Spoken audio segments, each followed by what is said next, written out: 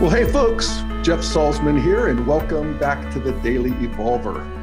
Today, we're going to take a new angle on an issue that we deal with a lot here on the Daily Evolver, and that is the issue of the intensification of political polarization in America, and in other parts of the world too, but in America particularly.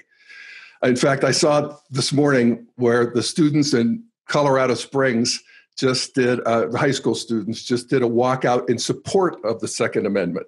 So, the beat goes on. I mean, the polarization, as Whitman said, out of the darkness or out of the dimness, opposite equals advance. And that's, one of the ways we see it as evolutionaries. And I generally bring two insights to polarization that I just want to, put on the table. One is that from an evolutionary perspective, we don't necessarily see polarization as an altogether bad thing. It's unpleasant for sure and painful and can go bad for sure. But it's a stage on the path of evolution, which moves forward by the process of differentiating and integrating. So yeah, polarization is that differentiation, where in the case of politics, we bring out our dueling worldviews, particularly conservative traditionalism and progressive postmodernism. And we fight and we clarify our differences and we parry and we are in the arena with each other. And even when we go to extremes, that actually just increases the space that these worldviews ultimately have to offer as we have a new, bigger playing field from which to go to the good part, which is the integration, which is when we, get tired of the polarization and say, wait, we want this from here and this from here and this from here and this from here. And we get a new integration and we breathe into a whole new stage of development. And that's what we're after here.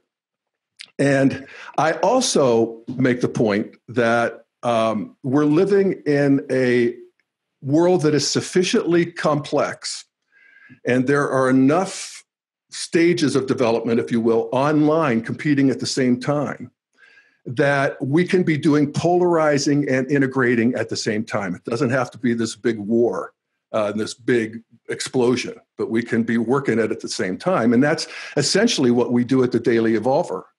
We're looking for that integration. And politically, we're looking for the integration of worldviews, in terms of consciousness and in the first person. We pay attention a lot to the culture and how we relate to people who are our worldview competitors, the ones who we see as our enemies, and pioneer what that integration might be in that second person. But I don't naturally go to third person a lot, which is, dealing with the actual systems and the rules and the institutions and the players. And that's why I always extra appreciate when I run into somebody who is working in the third person in terms of an integration. And it is in that spirit that I welcome my guest today, my longtime friend, Tom Curren, who has just founded a new nonprofit called Change the Rules. And welcome, Tom Curren. Thanks, Jeff. Thanks for having me. And hello, everybody. Good to have you. I think the best way to kick things off today and really, get what it is you're going for in this changetherules.org is to play a short introduction that you have on your brand new website. And let me see. So I think that this video really lays out beautifully the problem that you're trying to solve. And I have to say that it really made me think deeper about this problem. And it's the kind of thing where, it's obvious to those of us who are subject to the polarized political system that it seems broken and, way out of whack.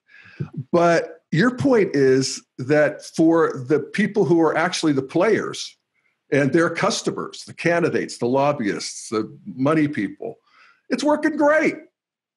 And so Right. that's the message of this video. And it's 3 minutes. For those of you who are listening as a podcast, no worries. It's all narration, so you'll get the full message. And by the way, there are several really cool videos on the Change the Rules site. So check them out there. But changetherules.org. Change the Rules, yes, .org. And here it is, about 3 minutes. Politics is not something enshrined in the Constitution.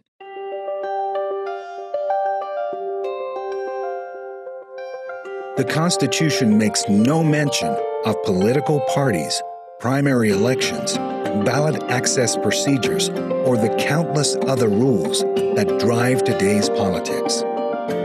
The primary purpose of politics as a business, as it currently functions, is the re-election of incumbents and the protection of the two national parties. As broken as this business appears in terms of serving the broader public interest, it is actually thriving based upon its own standards for success. For starters, the overwhelming majority of incumbents are re-elected, not punished in any way for the collective inability to solve problems. This makes sense when you see how this business limits genuine competition. Their trick is to compete based upon ideology, the allocation of blame, and the requirement to be seen merely as the least bad candidate. While the RNC and DNC are undergoing deep ideological struggles, they continue to effectively block any outside competition. Money provides perhaps the most visible measurement of success. Money continues to pour into this business in the form of campaign financing, lobbying dollars, and well-paying jobs for an army of partisan consultants, think tanks, media outlets, and support functions. Not to mention lucrative career options for elected officials and staff when they leave public service. The disconnect between business success and public service makes sense when you look at the rules that have evolved over the last 40 years. These rules can be changed. Our overall goal should be rules and structures that elect officials who are actually disposed to solving our complex national problems, and, conversely, throwing out incumbents who do not solve these problems. As bad as things seem now, there is hope. There is already a set of reforms that are operating largely under the radar that are showing that the system can be changed. It is not simple, nor easy. The mission at Change the Rules is to manage this difficulty on your behalf, because changing the rules changes everything. Right on, man. Yeah. Well said. Thank you. Yeah. So, Tom, to start here, well, first of all, I've always known you as a high-class business consultant. So, you know, flying around and straighten everybody out. And now you're turning your attention to straightening the whole political system out, and I'm glad. But how did you get here? What's turning you on about this? Yeah. Well, for decades, I've been paid to do strategy work and organizational change work in complex organizations. So that's always been my orientation. And I've always felt the structure of the two-party system was kind of rigged. And I tended to focus really more myopically on the role of money in politics, which is part of it, but it's much beyond that. So what really kicked this off for me is last September, Harvard Business School published a study by Michael Porter and Catherine Gill. And Michael Porter is a very well-known business strategist. And it laid out the problem so clearly. Essentially, the problem was structural. And that solutions were actually being enacted, but there was no one silver bullet. It was a portfolio of things. So I thought that was a powerful message, and I got very excited about it. And it's a 60-page white paper, and I started talking to my friends and sending it to them. And, they never read it. They didn't read the 10-page executive summary, much less the 20 pages of footnotes. So, did they have a one-paragraph abstract? They didn't have the one-paragraph abstract. So that went on for about 6 weeks. And then at Thanksgiving dinner, I have a 29-year-old son, and he and some of his Gen X buddies were around the table. And we were talking about politics, and they were, the typical, resignation. There's nothing you can do about it. Role of money in politics. And I realized I had so much to say, having just totally absorbed this Harvard study and joined all the organizations that they mentioned. It was on all of their mailing lists and getting this stuff. So I realized that I wanted to take accountability for solving our political system, that I didn't create it, but now that I think there's a clear pathway to solve it, I took on accountability for solving it. So that was Thanksgiving. And over the last 4 months, I created a nonprofit, Change the Rules, and a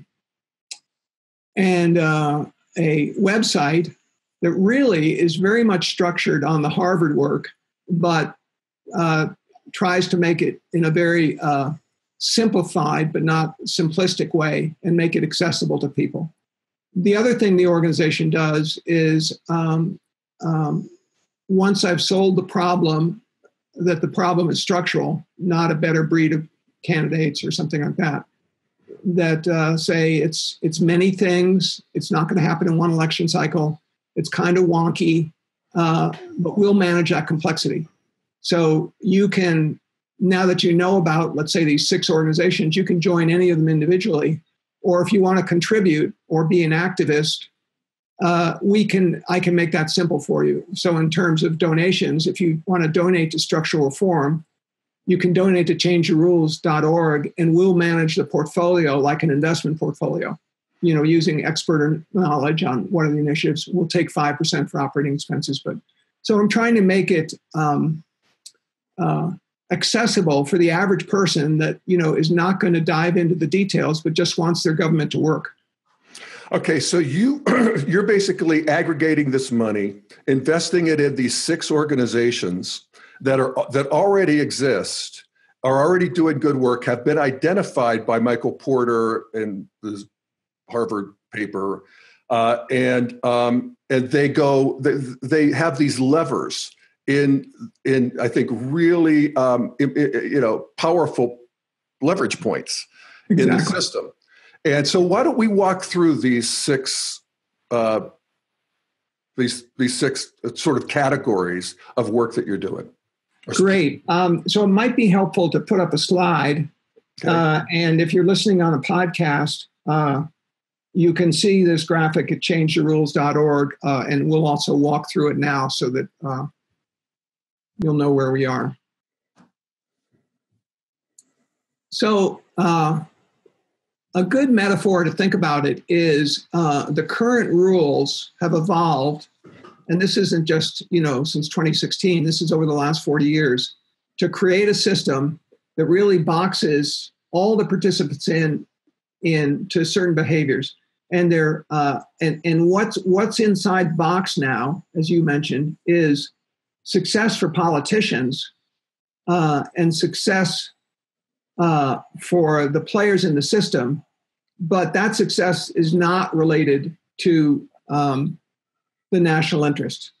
There's a video on my website, a study at Princeton that shows there's no correlation between the popularity of an initiative and whether it gets enacted.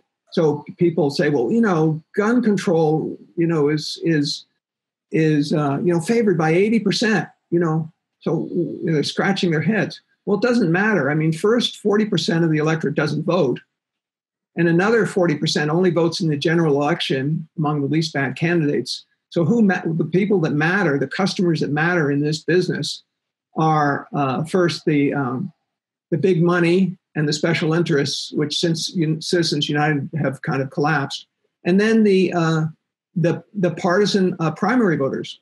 that 20%, sometimes it's as low as 5%, that actually determine who's going to be on the ballot. And the average voter just gets to pick the least bad choice. All right. So this is a structural problem where we're actually putting the political system largely in the hands of the most polarized voters. Exactly. The most motivated ideological voters are the ones that go in and choose the primary candidate that then runs against the other primary candidate in the general. And so it's really stacked against people who are actual problem solvers and operating in some sort of a reasonable middle. Yeah, that's right. So, you talked about a polarity. So, democracy is messy. If you've ever, been on a co-op board or, anything, that it involves debate and nuance and compromise and everything else. And there's a healthy dialectic between left of center, right of center, but that's not the Republican and Democratic, the DNC and RNC would seem to be competing, but they're actually colluding around things that keeps the system the way it is. And what they're competing on is ideology.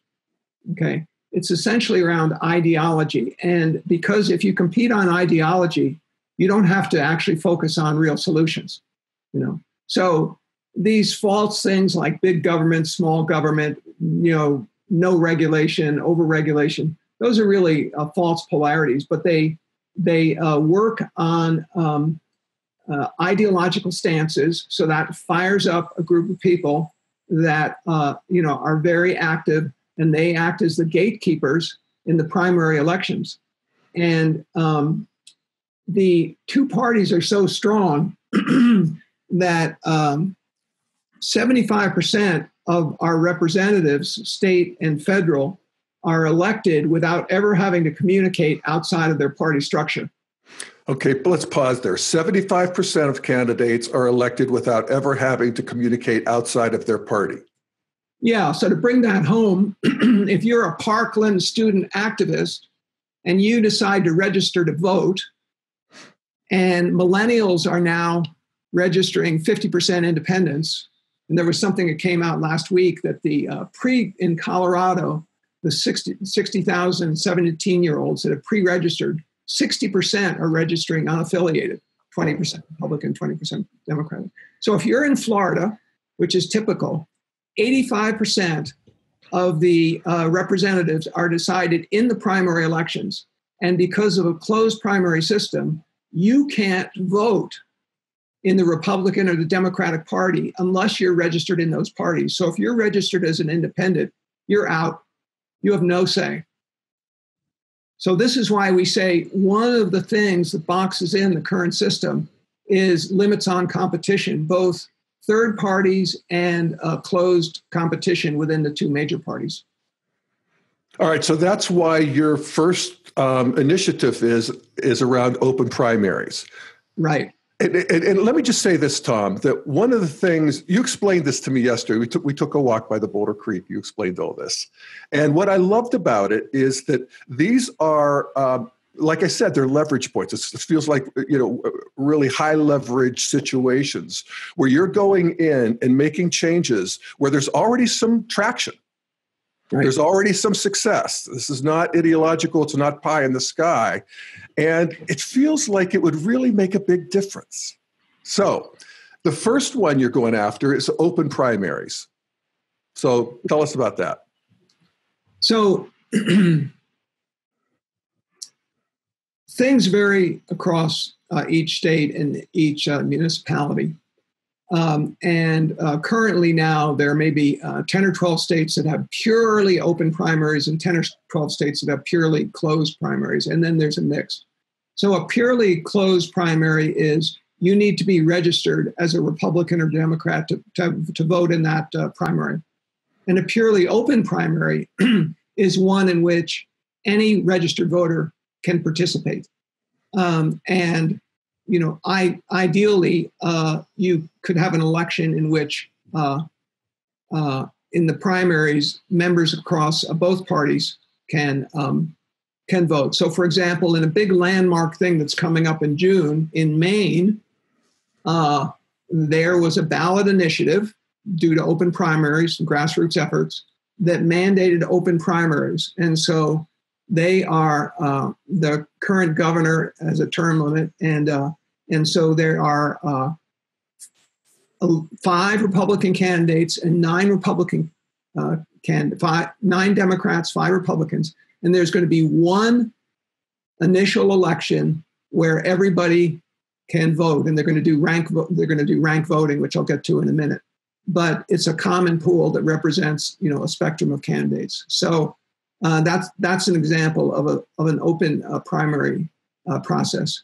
In Colorado, we had a successful ballot initiative 2 years ago, and so Colorado is moving to open primaries. The legislature pushed back on it, and they tried to say, well, you don't need to be registered, but you have to declare, that you're leaning Republican. And, so then there was a second wave of activist effort that, really kept it open. But that's what an open primary is. We don't want to just limit it to people who say I'm a Republican or Democrat, because right. First of all, many and even the majority of new voters are just sick of the parties. That's right. People are leaving the national parties in droves, not just Republicans, but Democrats. And as if the Colorado 17-year-olds are any indication, 60% of the people coming in are unaffiliated.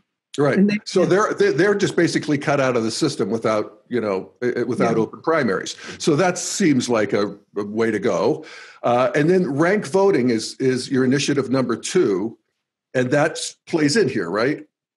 Right. So rank voting is something that has been around for a long time in other areas. For example, if you're, a member voting for the Academy Awards, you vote for your second choice, you vote for your first choice and second choice and third choice. And what happens if no movie or no candidate receives a majority, then automatically the lowest ranking choice gets eliminated, and you reallocate the votes to your second choice. So what happens now if you vote for a third party candidate, you are that's not going to win. You vote your conscience. You are essentially splitting the vote and playing the role of a spoiler. But with rank voting, you can vote for whoever you want, and if they don't win, then your vote goes to the second person. So this is like not a new thing. So Minneapolis, Portland, various cities in the Bay Area, they've been doing this for years. And what they found happens is if you're a candidate, in fact, I was just watching a video from the former mayor of Minneapolis, and she talked about how it changed her campaigning. Sure, you go off after your partisan narrow interest, but you have to appeal beyond your base. You have to be the second choice of a number of people. And that forces you to broaden your appeal, and it forces you from moving from negative, we're the least bad candidate, to actually positive solution. So, it's been around for a while, and it actually, works toward moving toward a broader-based, more centrist solutions. Right on. All right, cool. So those two work together a lot. And you're saying that, again, there are on-the-ground examples of this happening and working. Yes. Yes. Okay. So now let's go to... But it's working its way up. So, for example, the people that are working on a fair vote, which is the ranked choice thing, their goal is to have 20 elections for governor in the 2020 election be ranked choice voting. So this is an example of an initiative that's working its way up from municipalities and state legislature to toward a national movement. All right. Well, cool. Then let's look at the next thing, which is hang on. Redistricting or gerrymandering. So this has been getting a lot of press recently, and this is typical. You'll meet people that have kind of read about gerrymandering and think it's the sole solution. And it's kind of like the money out of politics people. Yes, it's an important plank, but it's not the whole thing. So gerrymandering is essentially, so there's 6 cases now working their way through the upper level of the courts. 3 are lawsuits that claim that Republicans gerrymandered the districts unfairly, and 3 claim that Democrats did. So this is not a partisan issue. It happens to be a lot more Republicans now because they were more in control in 2020 when the last time the things were. So anyway, so it's very interesting. You can look, let's say, for a state legislative election, the percents of votes, let's say in a given state, Republicans got 48% of the votes, but 68% of the legislative seats. So that's an example, of the bias. And anyway, there's lots of things around that, but that is an important leg of the strategy. And the organization number 3 that is particularly focused on that is the Campaign Legal Center, which funds not only redistricting but enforcing election laws and everything else. So those 3 things work in complementary ways, and I must say that if you look at a test case in California in 2010 that went to non-partisan redistricting, it mandated an independent commission to redraw the districts, and it went to open primaries. There's been dramatic results in the change in the way California is governed. You can look at, first, the approval rating of the California legislature has zoomed from like 14% to 60%. You see incumbents being thrown out of office. You see incumbents voting across party lines to make centrist proposals like cap and trade legislation. You see new people entering the market, candidates entering the market, and you see higher participation rates in primary elections. So, that was a little laboratory that started shifting things about 6 years ago, and we're already starting to see the results. Yeah, I would say California is a very powerful test case. Yeah. It's a huge state. And real results from doing these, all 3 of these things? Not rank voting. Yeah, one and 3. For the state legislature, but there's like rank voting in the Bay Area, and that's had dramatic results, but not yet for the state legislature. Yeah, cool. Well, that shows just the benefit of just doing open primaries and redistricting. Yeah, redistricting alone is where what do they say that the candidates pick their voters currently rather than the voters picking their candidates? Yeah. So, there's another little twist on rank voting that's kind of often gets lost, but is a real sleeper, which is bypassing the electoral college. So part of the initiatives are also to go to direct voting, where it's not the electoral college, but it's the popular vote in each state rolled up to the national. And so this is actually passed at the state level in states that represent about half of the electoral college, about 135 votes. And it's pending in the other 135. So when it reaches 270, that's the end of the electoral college. So, and it's direct voting, so if you're, in California looking at those Ohio voters, it would make a big difference. So that's part of the more open voting change. Right on. Okay, so then your 4th initiative is presidential debate access, correct? Right. So this is a very, very specific thing, but it's a really important acupuncture point. So the current, so basically, you cannot be elected president. It's fair to say you cannot be elected president unless you're in the debates. And the current debate rules are set by a private organization established by the Federal Election Committee, and it consists of 3 Republicans and 3 Democrats. And this is an example where they're not competing, but they're colluding in technically the duopoly to keep out competition. So the current rule is 7 weeks before the election, you have to have a 15% polling to get in. Well, that is impossible. To get a 15% polling, you have to have 60 to 80% name recognition, which is hundreds of millions of dollars, which is why neither Bernie nor Trump, tried to run as an independent. The last person, non-party person that was in a debate was Ross Perot 30 years ago, and he polled at 9%. So it's essentially excludes anyone from the presidential debate. So the lawsuit, there's this billionaire Ackerman who is suing the FEC to change the rules,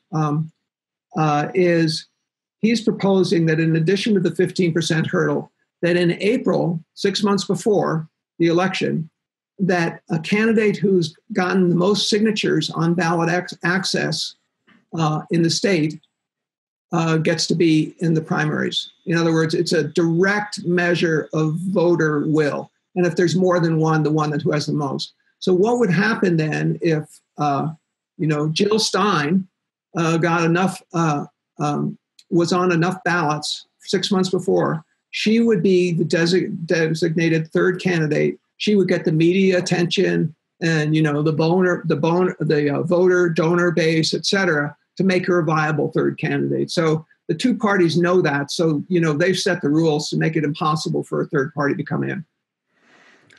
You almost wish they had been more successful in keeping Donald Trump out, who they didn't really want anyway.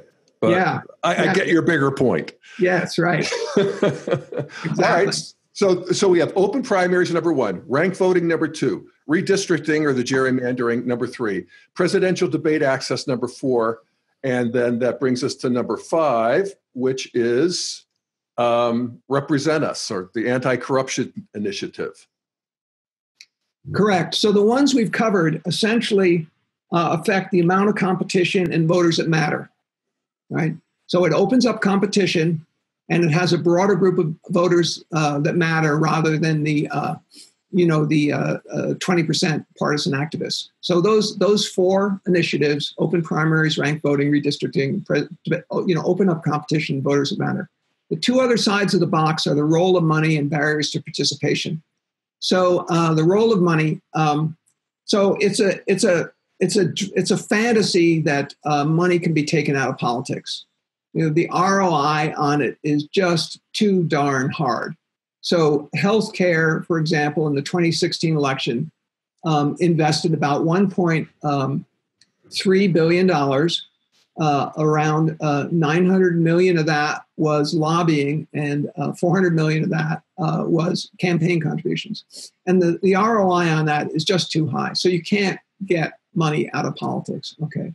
But what you can do is limit the disproportionate role. So it was very interesting, even in the Citizens United decision, which opened up the role of the way for super PACs, the Supreme Court assumed and ruled that there would be transparency. So it thought that the counterweight to unlimited money was transparency. So they have never blocked anything with transparency. So the lack of transparency in the system is not a legal thing, but it's part of the rules that have been set up. So the last two initiatives, we can broadly think of them as anti-corruption initiatives. One is working at the grassroots level, and one is working inside the Beltway. So at the grassroots level, we have an organization called Represent Us. It's got activists in all 50 states. You can go to my site and then go to their site, or you can see if there's a chapter in your area and what they're doing. And what they're promoting is called an anti-corruption act. And it covers lobbyist bundling. If you're going to be a lobbyist, you can't also be a campaign contributor. More access on revolving doors, more transparency, more funding of the existing election rules, and it also supports open primaries, ranked voting, redistricting. So it's kind of an omnibus thing. And to show you the momentum that's happening, last month, Chicago, Cook County passed the Anti-Corruption Act. So historically one of the most corrupt political systems in the country has passed this. So you kind of see the poster city for corruption. The poster city for corruption. So you see its way, working through, municipality by municipality, state by state. So that's what Represent Us is doing. And I sent you the video from Jennifer Lawrence today. She's promoting it. You can win a dinner with Jennifer Lawrence in Napa Valley, if you participate. So if you like Jennifer Lawrence, you can, participate in that. So that's the grassroots level. That really is trench warfare, 50 states, doing it. And then the complementary initiative is something called Issue 1, which is about 300 former governors, state legislatures, people in elected office that have seen the distortions created by the system. And they're essentially lobbying and for legislations and changes, within the current system, within the Beltway. So they're complementary. One is grassroots and one is working directly at the federal level. So that's the overview of the 6. And if you were to say why those 6, here's the criteria. I mean, the 6 were the ones highlighted by the Harvard study, but the criteria are explicit and they may change over time. The first criteria is that they are initiatives that are impactful but doable. So as we said yesterday, we might ideally like a constitutional referendum to take money out of politics, but that's a dream. I mean, that's a 20-year process, so that's high impact but not achievable. On the other hand, there's a lot of things that sound good, like term limits, that don't actually do that much, because they don't change the structure of the behavior for whoever's in office. So the first criteria is that sweet spot between things that have impact and are doable. The second criteria for me are the things that are complementary. So you can see in this quick run through of the 6, these are all specialized things that work in complementary ways. And the way they work are generally through ballot initiatives. Half our states have ballot initiatives, legal challenges, and direct lobbying of incumbents. And the third criteria, this is kind of insider baseball, which is the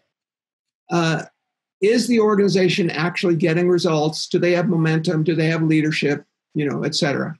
So, is it complementary? Is it getting results? And is it really working, on initiative? Yeah, no, that's why I love it. It's so pragmatic. Yeah, it's very pragmatic. And again, I think really well chosen leverage points into the system that are doable and really could make a difference. It can make a difference. Yeah. So that's what changetherules.org is, basically a consolidator for these. You could donate directly to these organizations or donate to Change the Rules, and Tom will manage that money, manage the portfolio. And in addition to that, there's also some sort of training or what are you doing, Tom, that oh, yeah, great. I'm glad you raised that. Yeah. It helps me be a better activist. Yeah. So one way you can make a difference is to contribute money. And for many people, busy lives, they're just not going to be policy wonks or get into it. They just, And on the money side, my pitch is, sure, put 2/3 of your effort and money against your favorite candidate. Better candidates help, your favorite issue. But put 1/3 of your money against structural change. Okay, so that's that. So that's on the money side. Some people don't have much money, but they want to be activists. So what I'm hoping is with Change the Rules, they can look at this and, that quick flyby, they could say, wow, I'm really interested in, contributing to an anti-corruption initiative. What is Represent Us doing? So they just join Represent Us. Okay. For the people that want to place their efforts strategically, what I'm beta testing now, it's not on the site, is a monthly activist program, MAP if you want, where each month I send you 3 tailored actions that you can take that would have the biggest impact including considering where you live. So you tell me I'm a California resident or a Colorado resident. So, I know if there's a middle of a big ballot initiative going on in Colorado, or there may be something national that's reaching a tipping point. So it's like, you don't have to get involved and join the organizations and be inundated by, 50 newsletters each month. Here's 3 actions you can take, non-financial actions. So I'm piloting that. At this point, I have a working relationship with the head of all 6 of these organizations plus others. And so, I'm working with them on how we can, create a consolidated data field that I can simplify for a kind of simplified activist actions. Mm-hmm. I have to say, Tom, I get all kinds of offers. And in terms of just ease for me, and sort of the intelligence and the pragmatic, this really can make a difference kind of feel. And then also getting anything from, what's going on locally or where I might actually make a non-financial impact, that's a pretty good deal. You're making it easy, and I like that. Well, I'm a consumer marketing guy, and in most product categories, convenience and control are 2 primary benefits. So I'm giving you convenience and control. Well, by God, you are. So thank you for that, Tom. I appreciate it. And the site is now newly launched. It is changetherules.org. Go take a look. You can, sign up, and I'm sure Tom will send you letters for the rest of your life. Yes, yeah. Take a look and sign up, and you'll be updated. I don't have enough energy to send you letters every week, but some unspecified period, you will get an update. Yeah, well, very good. Well, and thank you, Tom, for all your years spent tilling the integral field in business consulting. We appreciate that too. And any place that, if people are interested in your other work, or any place they might want to take a look? If they go to the website, they can contact me. There's also at the bottom a thing on who is Tom Curren. It's got my bio on the strategy side and so forth. Great. Well, again, a really intelligent approach to the third person integration of this polarity that's going on in our country, where we're actually working on the institutions, the players, the systems, the rules. Yeah. And that's why we have Tom Curren on today and his new organization, Change the Rules. Can I make one final point? Yes. It's very important that this be nonpartisan, because this applies to both. I mean, it is true that the Republican Party has more visible excesses, but it's also true that it's something true of Democrats. So it applies to both parties, and I'm strictly non-partisan. Yeah. Yeah, and I actually think that's one of your strengths for obvious reasons, because you don't want to get, pulled to either side of the polarity. But also there seems to be a sort of a consensus, even among the ideologues, that these parties are, just sucking on the teat of the country, and that there's a political industrial complex that, as you put it, is doing very well. They're delivering for their customers. Nobody ever fires them. The status quo is going strong. And this is a way of really, attacking that intelligently in a really effective and frontal way. So we had that statistic that was on the graphic. It wasn't in the narration. So 17% approval rate, 95% reelection rate in Congress. Yeah. Where else would you have a product category that has 17% approval and then 95% repurchase? The only way you get that is in a closed system. Yeah, a rigged system. Trump was right. All right. Well, okay. Thank you, Tom. Thank you. Thank you, Tom Curren. Thank you, everybody, for listening, and check back on the next episode of The Daily Evolver. Bye, folks.